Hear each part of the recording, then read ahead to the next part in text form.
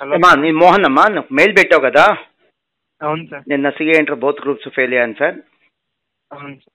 So I mean dilemma revision exams బ్యాచ్కి వెళ్ళాలా లేదా ఇంకా క్రాష్ బ్యాచ్ జాయిన్ అవ్వాలా లేదా ఓన్లీ న్యూ చాప్టర్స్ వరకు ప్రిపేర్ అవ్వాలా ఎట్సెట్రా ఎట్సెట్రా. ఒకసారి నువ్వు చెప్పు, నీ క్వెరీ ఏంటో నువ్వు చెప్పు, నేను చెప్పడం కాదు.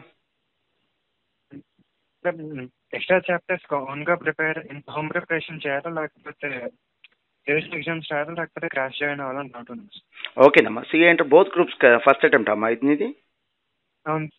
ఎన్ని మార్క్స్ వచ్చినాయమ్మా? ఫస్ట్ గ్రూప్లో 140, సెకండ్ గ్రూప్లో 136. 130 టోటల్ కలిపి అమ్మా? టోటల్ కలిపి 250 అలా వచ్చింది. టోటల్ కలిపి ఎంతమ్మా? టోటల్ కలిపి 240 అలా వచ్చింది. 240. సో మనకు కావాల్సిన కట్ ఆఫ్ మార్క్ 400 కదమ్మా. అవును. సో ఇప్పుడు మల్టిపుల్ క్వశ్చన్స్ అమ్మా. యాక్చువల్గా నీ పర్మిషన్తో నేను ఎక్కడ నీ పేరు వాడినమ్మా, నువ్వు కూడా నీ పేరు చెప్పదు. నీ పర్మిషన్తో నేను యూట్యూబ్లో కూడా అప్లోడ్ చేయాలి, ఓకేనా? ఇలా ప్రతి స్టూడెంట్కి నేను ఆన్సర్ చేయలేను కదా, ఓకే. అందుకని. ఓకే, అది కూడా నీకు ఓకే అయితేనే షేర్ చేస్తానమ్మా. చివరిలో నీకు ఓకే అని మళ్ళీ అడుగుతాను, ఓకే అయితేనే షేర్ చేస్తాను. ఓకే. ఓకే. ఫస్ట్ ఏంటమ్మా, నీ సిఏ అంటే బోత్ గ్రూప్స్కి నీకు కావాల్సింది 400 మార్క్స్, బట్ నీకు వచ్చింది మరీ తక్కువ 250. 350 అండ్ అబోవ్ మార్క్స్ వస్తేనమ్మా నీకు కాన్సెప్చువల్ క్లారిటీ ఉంది, సబ్జెక్ట్ మీద గ్రిప్ ఉంది. కేవలం ఏంటంటే ప్రాక్టీస్ అంటే enough number of times revision చేయకపోవటం వల్ల నువ్వు ఫెయిల్ అయ్యావు అంతే. కానీ నీకు వచ్చింది 350 కూడా కాదమ్మా, ఇంకా అంతకంటే తక్కువ. కాబట్టి నీకు కాన్సెప్చువల్ క్లారిటీ లేదు, సబ్జెక్ట్ మీద గ్రిప్ లేదు. నీ ఫౌండేషన్ మార్క్స్ ఎన్నమ్మా? 221 సార్. 221. సో నీకు సబ్జెక్ట్ మీద గ్రిప్ లేదు, సో నువ్వు మాస్టర్ మైన్స్లో చదివావా, ఇంకెక్కడ చదివావా, ఎక్కడైనా సరే ఇదే పాయింట్ అమ్మా. ఐదర్ నీకు మా స్టాఫ్ అయినా సరిగ్గా క్లాసులు చెప్పలేదు, నువ్వు క్లాసులో సరిగ్గా వినలేదు, ఏదో తప్పు అయితే జరిగిందమ్మా.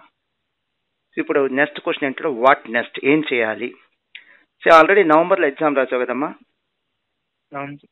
ఎగ్జామ్ రాసిన తర్వాత నువ్వేమనుకున్నావు, ఎంత వచ్చింది రిజల్ట్ అనుకున్నావు? ఇంత అగ్రిగేట్ 200 నుంచి 210 ఉంటుంది అనుకున్నాను సార్. అంటే ఒక గ్రూప్ పాస్ అయిపోతాం అనుకున్నావు, అవునా? అవును సార్. మరి బోత్ ఎందుకు రాసావు? అంటే సెకండ్ గ్రూప్లో ఒక పేపర్ రాశాను, అంటే 3 పేపర్స్ బాగా వచ్చిన ఫీలింగ్స్. సో గ్రూప్ 1 కంప్లీట్ చేసావు, ఎగ్జామ్ రాసావు, సెకండ్ గ్రూప్లో ఒక పేపర్ రాసావు, అంతేనా? కాదు, 2 పేపర్స్ వచ్చి అనిపించి అన్నీ రాశాను. నాకు అర్థం కావట్లేదమ్మా, సారీ, కమ్ అగైన్. 2 పేపర్స్ బాగా వచ్చాయి కదా, మిగిలిన పేపర్స్ కూడా అటెంప్ట్ చేద్దామని రాశాను. ఓకే, ఫస్ట్ గ్రూప్ అయితే పాస్ అవుతానే ఉద్దేశంతో రాసావు. సెకండ్ గ్రూప్ ఎందుకు రాసావు, ఏంటి నీ ఏమేంటి? బోత్ పాస్ అయిపోవాలన్నా లేదా second group only exam appear అయ్యి వచ్చేద్దామన్నా, ఏంటి నీ ఏమేంటి? ఏమైతే పాస్ అవుతాం అనుకున్నాను. సారీ అమ్మా, నీ మాట వినిపించట్లేదు, కొద్దిగా పెద్దగా మాట్లాడినా. అంటే ఏమైతే రాసింది పాస్ అవుతాను అనుకున్నాను సార్. సారీ వన్స్ అగైన్, నీ మాట అర్థం కావట్లేదు. ఏమైతే పాస్ అవుతుందని అనుకుని రాశాను సార్. సారీ అమ్మా, నా క్వశ్చన్ నీకు అర్థమవుతుందా? అసలు బోత్ ఎందుకు రాసావు? గ్రూప్ 1 పాస్ అవ్వాలని ఉద్దేశంతో రాసావు, గ్రూప్ 2 జస్ట్ ఎగ్జామ్ అటెండ్ అవ్వాలని రాసావా, లేదా గ్రూప్ 2 కూడా పాస్ అవుతానే ఎక్స్పెక్టేషన్తో రాసావా? పాస్ అవుతాను ఎక్స్పెక్టేషన్తో రాసావు, అంతేనా? అవును సార్. మరి అలాంటప్పుడు 2 గ్రూపులు కలిపి 800 మార్క్స్ కదమ్మా ఎగ్జాము. కనీసం 300 అయినా రావాలి. 300 కూడా కాదు, 400 కదమ్మా కట్ ఆఫ్ మార్క్. కనీసం 350 అయినా రావాలి కదా నాన్న. నీకు 250 కూడా రాకపోతే మరి బోత్ గ్రూప్స్ పాస్ అవుతాను అనే ఎక్స్పెక్టేషన్ ఎలా రాసావు?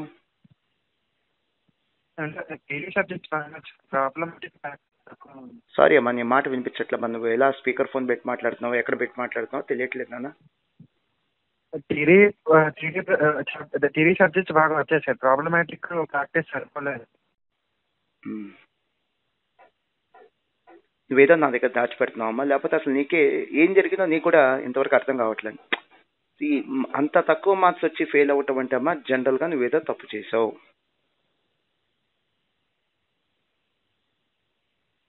ఓకే. నువ్వు కోచింగ్ అయినా సరిగ్గా వెళ్ళలేదు, లేదా నీకు ఎవరైతే వచ్చి క్లాసులు చెప్పారో వాళ్ళు సరిగ్గా చెప్పలేదు. ఏం జరిగిందో నాకు తెలియదు, నువ్వు చెప్పాలి కదా.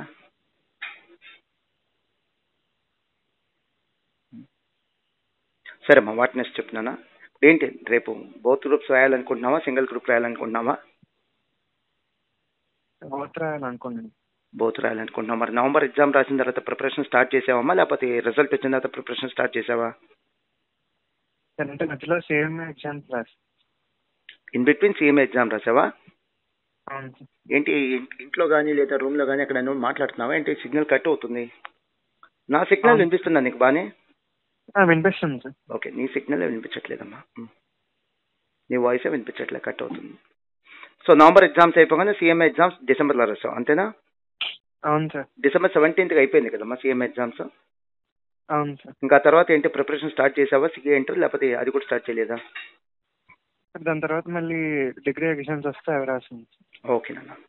సో రేపు బోత్ రాయటానికైతే నాకైతే ప్రాస్పెక్ట్స్ కనిపించట్లేదంట, అంటే ఛాన్సెస్ అయితే కనిపించట్లేదమ్మా. ఎందుకంటే నీకు మంచి మార్క్స్ వచ్చి ఒక 350+ మార్క్స్ వచ్చి రావాల్సిందంతా 400 కదా నాన్న.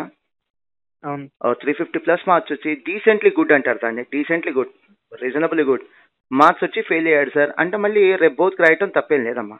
టైం కూడా ఉంది మనకి. ఈసారి జనవరిలో రిజల్ట్ వచ్చింది కాబట్టి ఈజీగా మనకి ఎంత ఉంది, 100 days ప్లస్ లేదు, ఈజీగా 100 days లేదు. సో టైం అయితే ఉంది కానీ బట్ నీకు వచ్చిన మార్క్స్కి అయితే మాత్రం బోత్ రాస్తే అయ్యిద్దని నమ్మకం నాకైతే లేదమ్మా. సార్ నువ్వు రిస్క్ తీసుకుంటానంటే తీసుకో, నా అడ్వైస్ అయితే మాత్రం బోత్ రాయద్దమ్మా. గ్రూప్ 1 కంప్లీట్ చేసేసి గ్రూప్ 1 ఎగ్జామ్ రాసేసి గ్రూప్ 2లో మనకి 3 పేపర్స్ ఉంటాయి కదమ్మా, ఏదో ఒక పేపర్ ఎగ్జామ్షన్ కోసం రాయి, ఏదో ఒక పేపర్ 60+ వచ్చేట్టు రాయి, మిగతా 2 పేపర్స్ అటెండెన్స్, వెళ్ళి ఎగ్జామ్కి ఆబ్సెంట్ అవ్వకుండా ఉంటే చాలు. ఇదమ్మా. తర్వాత ఇక నువ్వు క్రాష్ బ్యాచ్కి వెళ్ళాలా స్టడీ అవర్స్ బ్యాచ్కి వెళ్ళాలా అని అన్నావు కదమ్మా.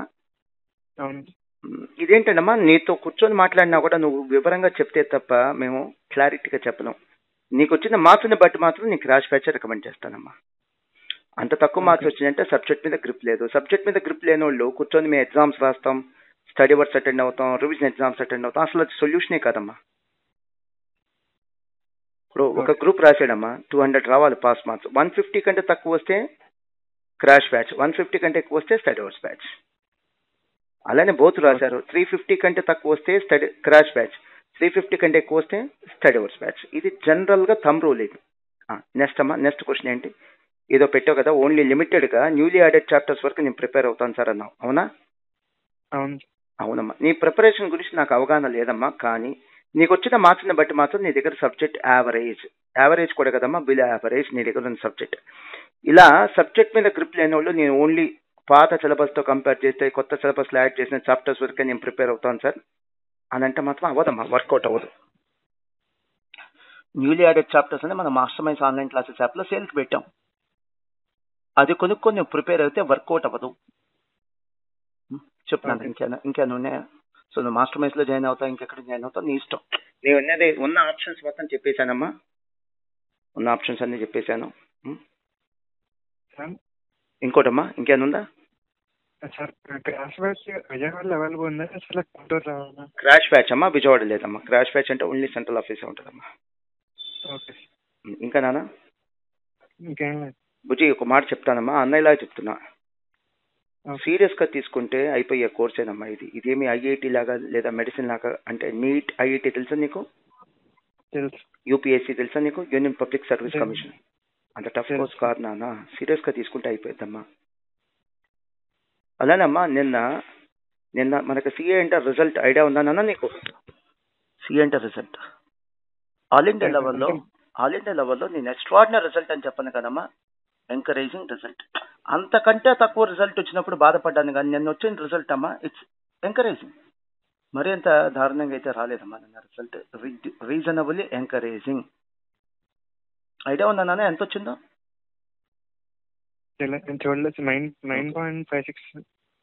So CA inter single group అంటే గ్రూప్ 1 రాసి పాస్ అయిపోయిన వాళ్ళమ్మా 16% ఉన్నారమ్మా, అంటే ఒక గ్రూప్ 16 కూడా కాదు 17% అమ్మా, 17%. గ్రూప్ 2 వచ్చేసరికి 19% అమ్మా, బోత్ గ్రూప్స్ 10%. జనరల్గా బోత్ గ్రూప్స్ రాసేవాళ్ళు, బోత్ గ్రూప్స్ సీరియస్గా అటెంప్ట్ చేసేవాళ్ళే తక్కువ మంది ఉంటారమ్మా. అట్లీస్ట్ మనం ఎప్పుడు చూడాల్సిందంటే బోత్ గ్రూప్స్ రాసి బోత్ పాస్ అయిన వాళ్ళు కాదమ్మా, గ్రూప్ 1 రాసి గ్రూప్ 1 పాస్ అయినా, లేదా గ్రూప్ 2 రాసి గ్రూప్ 2 పాస్ అయినా, లేదా బోత్ రాసి అట్లీస్ట్ ఒక గ్రూప్ 1 పాస్ అయిన వాళ్ళు ఉంటారు కదమ్మా. ఆ రిజల్ట్ చూస్తే మాత్రం నిన్న నేను డ్యామేజింగ్ రిజల్ట్ కాదు, డిస్కరేజింగ్ రిజల్ట్ కాదు, వావ్ అనే రిజల్ట్ కూడా కాదు, ఎక్స్ట్రాడినరీ రిజల్ట్ కూడా కాదు, ఇట్ ఈస్ ఎంకరేజింగ్. కొద్దిగా సీరియస్గా తీసుకుంటే అయిపోతుందమ్మా. దట్టు కొత్త సిలబస్లో ఇంకా పేపర్స్ కూడా తగ్గించారు కదమ్మా మీకు. అవును. సీరియస్గా తీసుకుంటే అయిపోతుందమ్మా. ఇప్పుడు నీ క్వశ్చన్ ఏంటంటే నువ్వు సీరియస్గా చదవదలుచుకున్నావా లేదా ఈ కోర్సు ఆలోచించుకోమ్మా. చదవదలుచుకుంటే సీరియస్గా తీసుకో, పాస్ అయ్యే ఛాన్స్ ఓకే. ఎక్కువ ఉంది. వద్దనుకుంటే కనుక ఆల్టర్నేటివ్ కోర్స్ ఏంటి, సిఎంఏనా లేదా ఎంబీఏనా, ఇవి ఇంకా నువ్వు ప్లాన్ చేసుకో. టైం వేస్ట్ చేసుకోవద్దు. చదవాలా లేదా డిసైడ్ చేసుకో. చదవదలుచుకుంటే సీరియస్గా చదువు, చదవదలుచుకోకపోతే ఇంట్లో అమ్మా నాన్నకి ధైర్యంగా చెప్పేసి ఎంబీఏ లాంటి కోర్సుకో, సిఎంఏ లాంటి కోర్సుకో వెళ్ళిపోనాను. టైం అయితే వేస్ట్ చేసుకోవద్దమ్మా. ఓకే. నీలాంటి పిల్లలు ఇంకొంతమంది తప్పేం చేస్తారంటే అమ్మా, ఒక అటెంప్టే కదా అని నెక్స్ట్ అటెంప్ట్ కూడా లైట్ తీసుకుంటారు. ఇంకా అటెంప్ట్లు పెరిగిపోవటమే అమ్మా. ఓకే. ఫస్ట్ అటెంప్ట్లో సిఏ ఎంటర్ ఫెయిల్ అవటం ఏమాత్రం తప్పు కాదమ్మా. అర్థమైందమ్మా? ఏమాత్రం తప్పు కాదు. మళ్ళీ ఫెయిల్ అవటం మాత్రం. Hello hello sir. ఫస్ట్ అటెంప్ట్లో ఫెయిల్ అవటం తప్పు కాదమ్మా అసలు. సిఏ లాంటి కోర్సులో మళ్ళీ ఫెయిల్ అయితే అది ఖచ్చితంగా తప్పేనమ్మా. అది జరగకుండా చూసుకో. ఇంకేమైనా కావాలమ్మా? నీకేమైనా ఇన్ఫర్మేషన్ ఇంకేమైనా కావాలా? ఇంకేం. బాయ్ నాన్న, ఆల్ ద బెస్ట్. షేర్ చేయొచ్చా నేను స్టూడెంట్స్ అందరు కూడా? ఓకే. ఎక్కడ నీ పేరు వాడలేను.